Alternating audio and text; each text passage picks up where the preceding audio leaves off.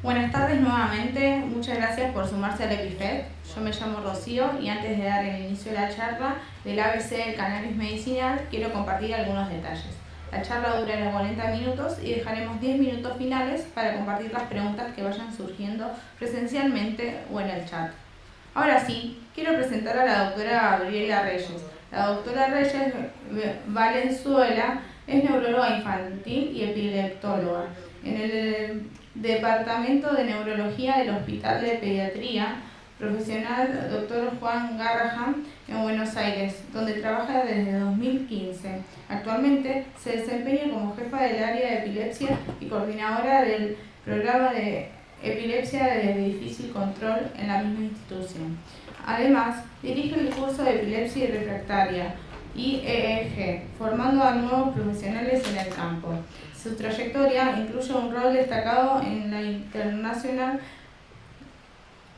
ILAE y en la Liga Argentina de Lucha contra la Epilepsia, contribuyendo activamente a la investigación y al tratamiento de epilepsia infantil a nivel nacional e internacional. Muchas gracias por hacer posible este evento. La audiencia es toda tuya. Bueno, muy buenas tardes. Primero quiero agradecer a todo el equipo de EpiFest, Ivana, a la Comisión, a la Liga Argentina de Lucha contra la Epilepsia y obviamente agradecer a todos ustedes, a los cuidadores, padres, familiares. Este día es para ustedes, así que gracias por estar y nosotros hoy estamos acá por ustedes.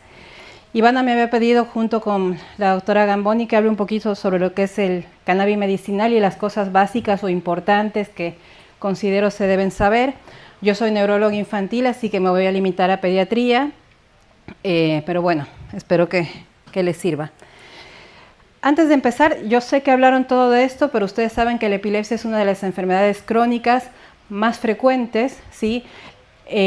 Más de 50 millones de personas padecen de epilepsia, ¿sí? Y la mayoría de los pacientes que padecen epilepsia van a poder controlar la epilepsia con un tratamiento adecuado, más del 70%, perdón.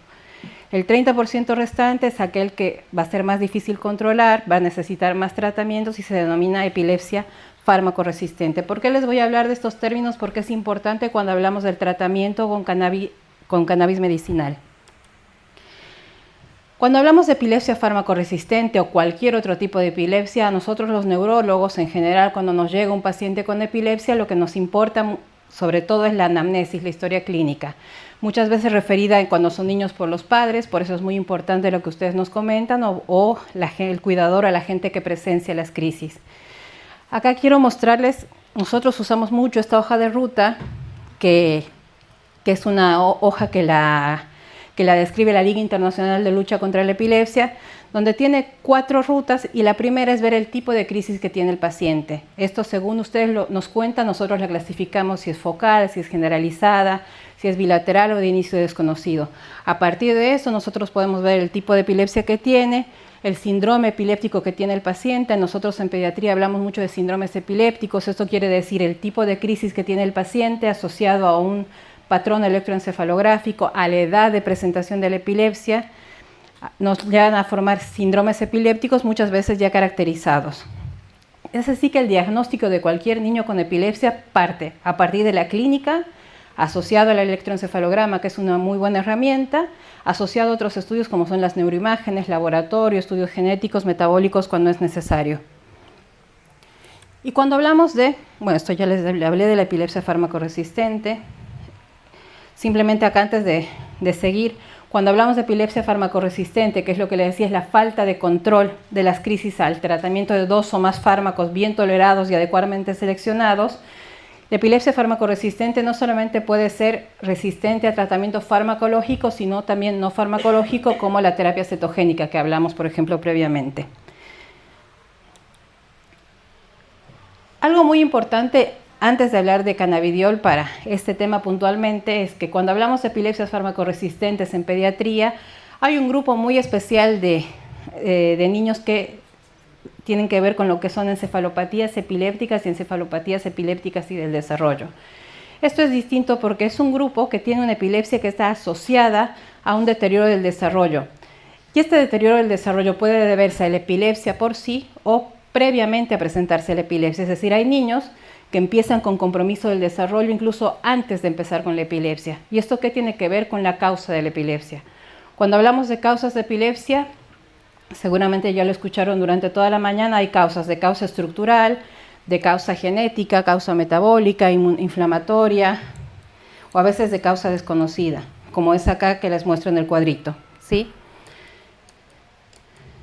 Entonces, cuando hablamos de encefalopatía epiléptica, hablamos de un grupo específico de pacientes que sobre todo pueden iniciar con deterioro del neurodesarrollo y una epilepsia que en general suele presentarse en las primeras etapas de la vida, ¿sí? Y va a tener mucho que ver con la etiología y sobre todo este grupo tiene que ver o puede deberse a lo que son los grupos de causa genéticamente determinada. Cuando hablamos de tratamientos para la epilepsia fármaco-resistente, por un lado, el primer tratamiento que son las medicaciones anticrisis, que corresponden el mayor porcentaje del tratamiento. Luego tenemos el tratamiento no farmacológico, que ya está la terapia cetogénica, la cirugía en los casos que los pacientes lo requieran y en muchos casos de ellos asociados a neuromodulación, que es el estimulador vagal, etc. Dentro de los tratamientos farmacológicos está el cannabidiol. Por mucho tiempo se pensó que el cannabidiol no era un tratamiento farmacológico, pero realmente el cannabidiol es un tratamiento farmacológico, así que eso es lo primero e importante que hay que aclarar. Durante muchos años, ante búsquedas de alternativas para el control de crisis en pacientes con epilepsia fármaco-resistente, sobre todo en este grupo de encefalopatías epilépticas que les comento, que son las más severas, se fueron buscando alternativas. Dependiendo de la causa de la epilepsia, ya sea cirugía, la terapia cetogénica, y hace muchos años se viene hablando del cannabis, pero fue este último tiempo que se aceptó dentro de lo que es a partir de la evidencia médica que el cannabidiol era un tratamiento efectivo para la epilepsia fármaco-resistente. Esto llevó muchísimos años, muchísimos estudios de evidencia para poder ofrecer a los pacientes un tratamiento seguro y eficaz, ¿sí? Pero sin embargo, el cannabidiol, dentro del cannabis, tiene un largo recorrido.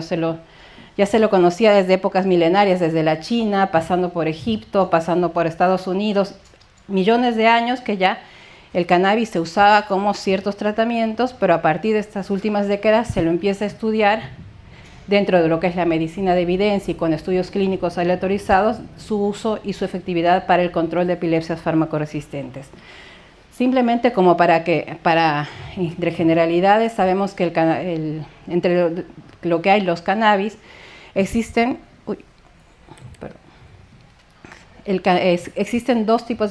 muchos tipos de fitocannabinoides.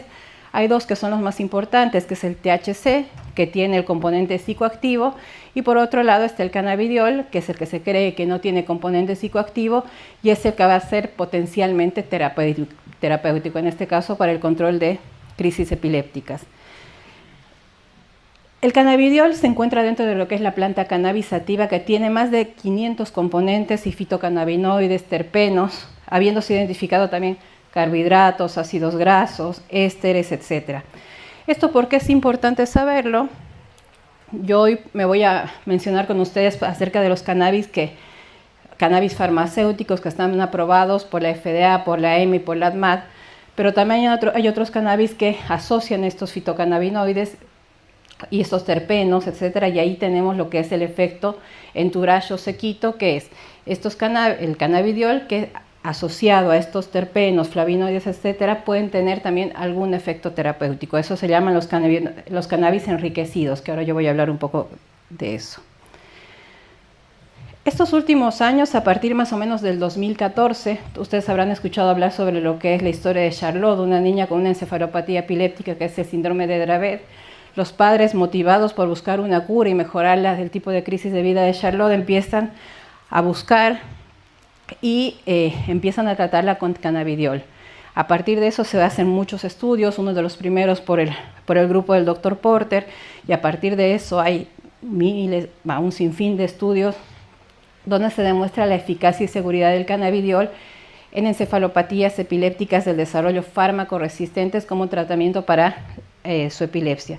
Es importante aclarar que el cannabidiol no es un tratamiento de primera línea, siempre va a ser un tratamiento coadyuvante para el resto de las epilepsias fármaco-resistentes y sobre todo este grupo de encefalopatías epilépticas.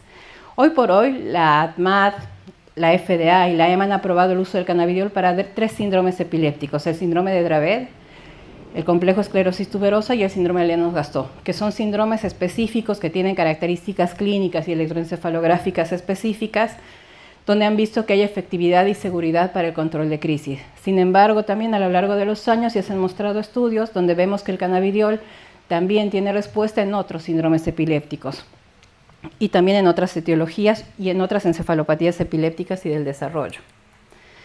Acá simplemente quiero mostrarles las encefalopatías epilépticas y del desarrollo que nosotros manejamos en neuropediatría. Son múltiples. Solamente un pantallazo. Las más conocidas son el síndrome de West, el síndrome de Dravet, el síndrome de Lennox-Gastaut, el síndrome de Landau-Kleffner, la epilepsia mioclónico-atónica.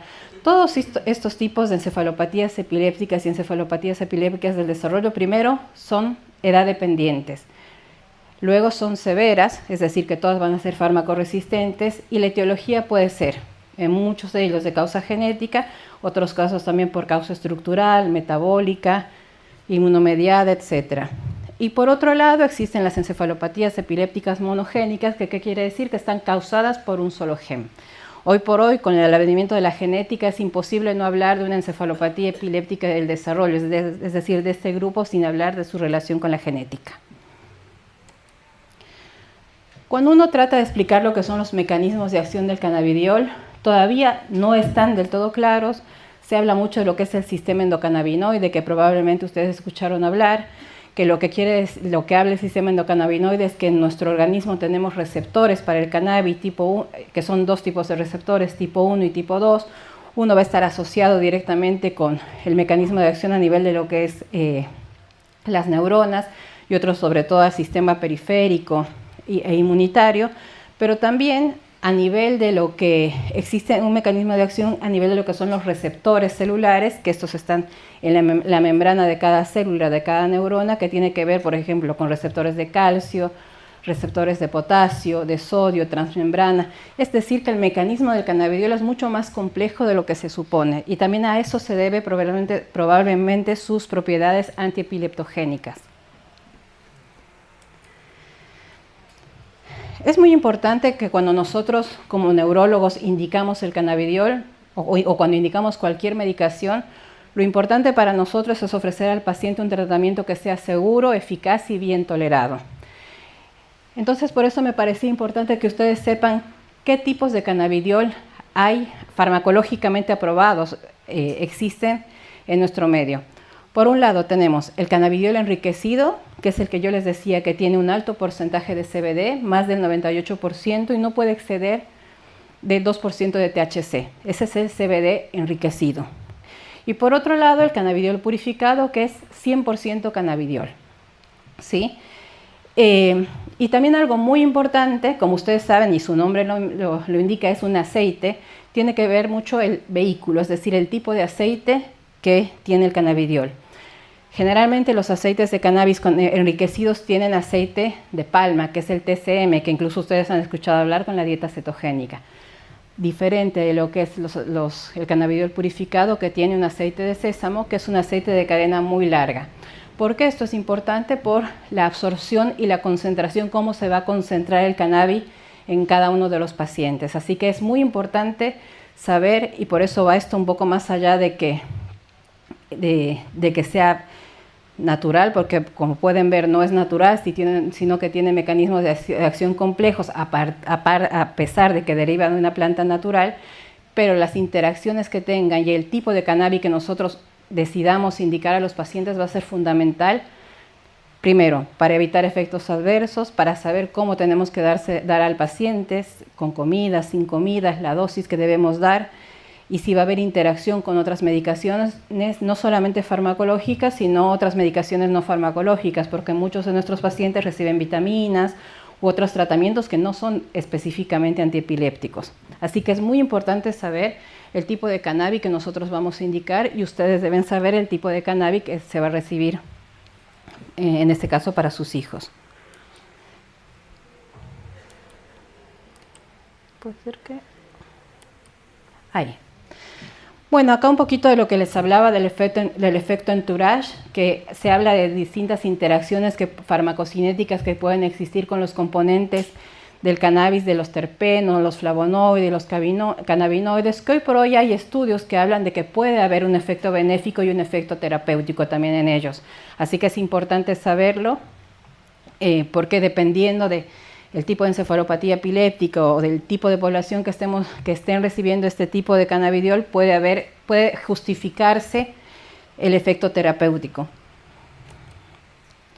Y acá simplemente quería mostrarles, yo sé que me parece complejo, pero nosotros cada vez que ingerimos algún fármaco, alguna medicación, primero está la farmacocinética, es cómo el medicamento circula a través de nuestro organismo, desde la vía de ingreso, que puede ser vía oral, endovenosa, subcutánea. El cannabidiol en este caso es la vía es vía oral, ¿sí? Como les comentaba, el cannabidiol es aceite, entonces tiene alta lipofilicidad y baja hidrosolubilidad, ¿sí? O sea, es un aceite, ¿sí? Se une rápidamente a las proteínas, o sea, se une rápido a las proteínas de todo nuestro organismo, atraviesa cerebro, atraviesa placenta, y lo que tiene es que pasa por el hígado, que eso es muy importante porque cuando hacemos los controles de laboratorio tenemos que ver que no genere efectos adversos o algún síntoma a nivel hepático o renal. La eliminación, o sea, la farmacocinética es todo el circuito que hace el fármaco en nuestro organismo, cualquier fármaco. Desde la vía de ingreso, circulación por sangre, circulación por hígado, que es nuestro primer filtro natural, y eliminación por riñón y muchas veces por heces fecales, que el cannabidiol tiene una propiedad que tiene alta eliminación por heces fecales. Simplemente para que entiendan esto, porque esto es muy importante cuando damos la dosis y cuando buscamos efectos adversos en cada paciente. Nosotros cuando indicamos cannabidiol, primero tenemos que ver que el paciente tenga indicación de recibir este tratamiento. Como les decía, ese tratamiento es un tratamiento adyuvante para la epilepsia fármaco-resistente y tenemos que ver que el paciente esté en condiciones. ¿Qué quiere decir esto? Primero, más allá de que tenga la indicación de una encefalopatía epiléptica fármaco-resistente, que toda la parte sistémica esté adecuada. Entonces pedimos laboratorios para tener una línea de base previa como seremograma, hepatograma, función renal, función pancreática, dosajes de otros fármacos, porque generalmente son pacientes que ya reciben otros fármacos previos, así que es importante saber en qué nivel están. Y es muy importante una valoración neuropsicológica, porque como voy a mencionar más adelante, también se habla de un efecto no solamente en cuanto a lo que es la disminución en la frecuencia de crisis, sino un impacto en la cognición del paciente que recibe cannabis. Esto es lo primero que nosotros pedimos cuando un paciente va a empezar con tratamiento de cannabis. Si él está apto y tiene todos los criterios para recibirlo, empezamos con la medicación, que la dosis obviamente va a depender de cada paciente, lo que les indique su médico, pero bueno, generalmente se va incrementando la dosis según la respuesta de cada paciente y según la tolerancia de cada paciente. No es como otros fármacos, por ejemplo el clobazam, el ácido valproico o el topiramato, que uno busca llegar a una dosis óptima, sino en ese caso es dosis-respuesta, ¿sí? Si hay pacientes que responden a dosis muy bajitas, entonces uno no tiene que seguir escalando la dosis. Y por otro lado también hay pacientes que con dosis muy bajitas pueden generar efectos adversos. Entonces esta es la peculiaridad del cannabidiol, es dosis-respuesta. Y algo muy importante, que es lo que les hablaba previamente, es las interacciones medicamentosas. Cuando nosotros indicamos este tratamiento, probablemente muchos de los pacientes tengan múltiples fármacos antiepilépticos, que tengan suplementos, vitaminas y que también tengan otro tipo de alimentación, en este caso un tratamiento como la terapia cetogénica. Esto es fundamental, tiene que ver primero medicación, porque puede haber interacción con algunos otros fármacos, entonces nosotros tenemos que analizar si al dar el cannabidiol, por ejemplo, asociado a otro fármaco, esto no va a generar más somnolencia en el paciente o más riesgo de toxicidad hepática.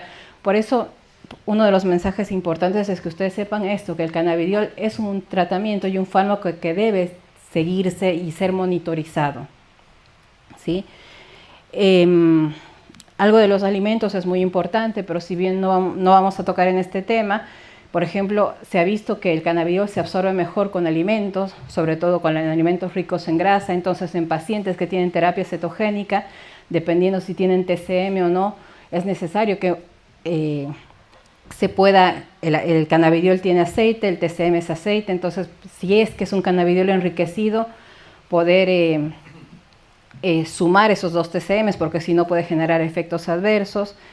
Y si no, también, bueno, indicar al paciente si lo debe consumir en ayunas o con alimentos para que tenga mejor absorción y mejor concentración. ¿Cuál es el objetivo de esto? Que optimicemos la dosis del paciente, que el niño tenga menor frecuencia de crisis y que no genere efectos adversos.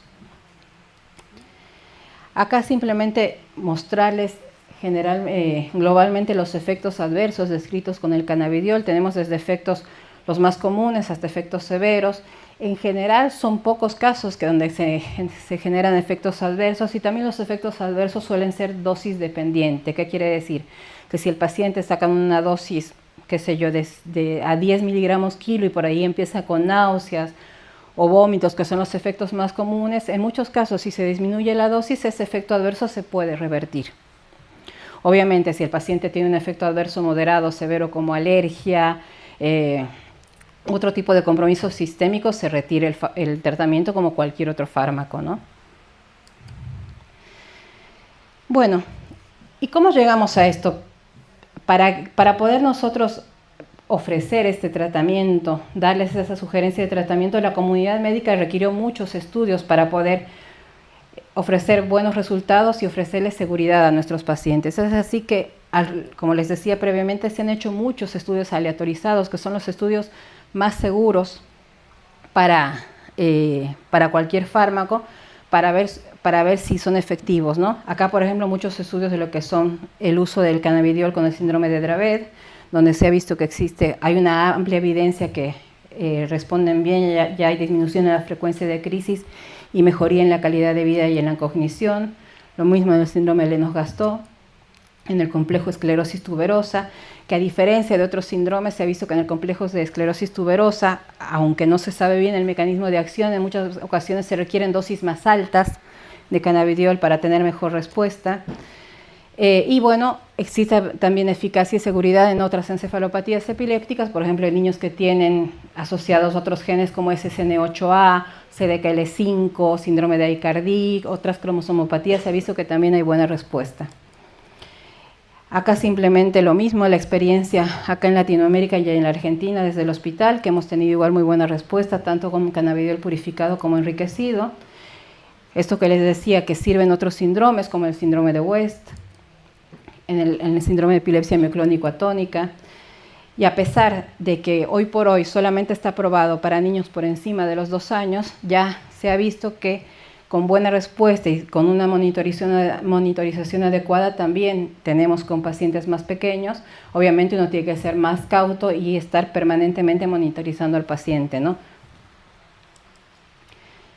Y bueno, para terminar, en niños con epilepsias fármaco-resistentes, sobre todo este grupo que les comentaba, las encefalopatías epilépticas y encefalopatías epilépticas del desarrollo, el uso a largo plazo del cannabidiol como un tratamiento coadyuvante complementario parece eficaz, parece seguro, reduce la frecuencia de crisis y la duración de las crisis.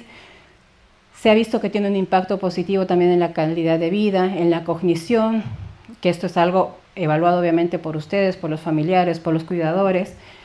La reducción de crisis ha sido sostenida a lo largo del tiempo con todos los estudios, es decir, no solamente momentánea, sino estudios de más allá de 2 años que persistía la reducción de crisis en el mismo porcentaje. Y esto que es algo muy importante, que no se observa tolerancia, y lo que les decía, el ajuste de la dosis es individualizado. Bueno, y me parece que eso es todo. Muchas gracias. Muchas gracias.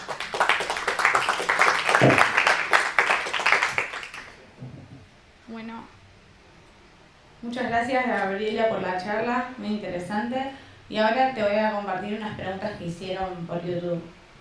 ¿Qué pasa si quiero llevar mi tratamiento con CBD y no soy fármaco resistente? El tratamiento con cannabidiol es indicado para epilepsias fármaco-resistentes. Como les decía, no es un tratamiento de primera línea. No hay evidencia ni trabajos. No sé si el día de mañana existe evidencia, pero hoy por hoy la indicación es para epilepsias de difícil control. Y el cannabidiol es un tratamiento que acompaña, coadyuvante, al resto del tratamiento. Perfecto. Por lo menos en pediatría, eso seguro. Claro, exactamente, una terapia alternativa. Perfecto. Y la siguiente pregunta es, ¿puedo como mamá decidir probar hacer un tratamiento paralelo a la del medicamento con cannabis? O sí, no, perdón, vuelvo a hacer la pregunta. ¿Puedo como mamá decidir probar hacer un tratamiento paralelo al del médico con cannabis? O sí tiene que estar ordenado por el médico?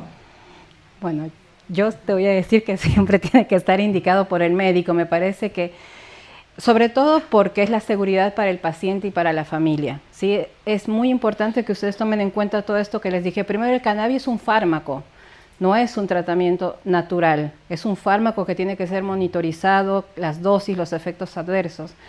Entonces, me parece que siempre lo más seguro para el paciente, sobre todo que yo siempre les digo a los papás, en esto es más allá de que ustedes los acompañan y estén siempre, el que pone el cuerpo es el niño o la niña. Entonces, me parece que siempre, mientras sea lo más seguro posible, es mejor. Y en este caso, mejor si son acompañados por un médico. Perfecto. La siguiente pregunta es, ¿por qué se dice que el cannabidol es sintético? No, cuando hablamos, hay muchos tipos. El cannabidiol sintético es estos cannabidioles que yo les mostraba, que pasan a nivel de lo que es un proceso farmacológico, si bien salen de una planta, que es el cannabis sativa, tienen un proceso químico donde extraen la mayor cantidad de cannabidiol posible. O sea, de eso se habla cuando se habla de sintético. Son dentro de lo que pasan dentro de una calidad dentro de un laboratorio, ¿no? Perfecto. La siguiente pregunta, por suerte hicieron muchas preguntas por YouTube. ¿Hay evidencia del uso de cannabis en los movimientos coreicos para reducirlos? La realidad hoy, el cannabis se está estudiando ahora más y más en otras enfermedades neurológicas. En pediatría hoy la única indicación es para epilepsia. Sé que en adultos a veces están haciendo el estudio también para epilepsia, para oncología, para dolor y otras patologías, pero en pediatría solamente está aprobado para epilepsia. Okay. Fármaco resistente, ¿no? Perfecto. ¿Alguien quiere hacer alguna pregunta? ¿Te puedes acercar?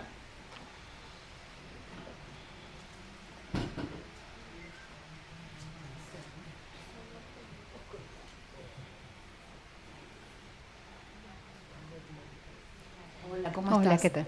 Mira, yo tengo un hijo con esclerosis tuberosa y está con tratamiento de cannabis hace tiempo. Te pregunto, respecto a los que hablaste de los cannabis enriquecidos, si para esta patología, para este síndrome, habría alguno específico que esté estudiado como que tiene más eficacia. En cuanto a lo que es la esclerosis tuberosa, por ejemplo, hay un estudio muy grande que es un estudio israelí que usan cannabidiol enriquecido y tienen pacientes con esclerosis tuberosa que anduvieron muy bien. Okay. Y por otro lado está toda la parte de los americanos que estudiaron pacientes con esclerosis tuberosa con CBD purificado que también anduvieron muy bien. Entonces me parece que tiene que ver también con algo intrínseco de la patología y de la causa específica de la epilepsia, que en este caso es la esclerosis tuberosa. ¿Pero por qué es importante? Porque los pacientes que tienen esclerosis tuberosa generalmente tienen un gen afectado, que es el gen mTOR. Y entonces se ha visto que el cannabidiol actúa específicamente en ciertos receptores del mTOR. Entonces eso es lo que justifica que respondan bien. Claro, bueno, yo lo que noto, lo que siempre noté, porque hace años que está y fuimos aumentando la dosis, es que al igual que con el resto, la resistencia está. Funciona un tiempito bien y otra vez, y otra vez. Pero bueno, gracias. No, por favor. Bueno, muchísimas gracias. ¿Alguna pregunta más? Bueno, entonces, nuevamente, muchas gracias.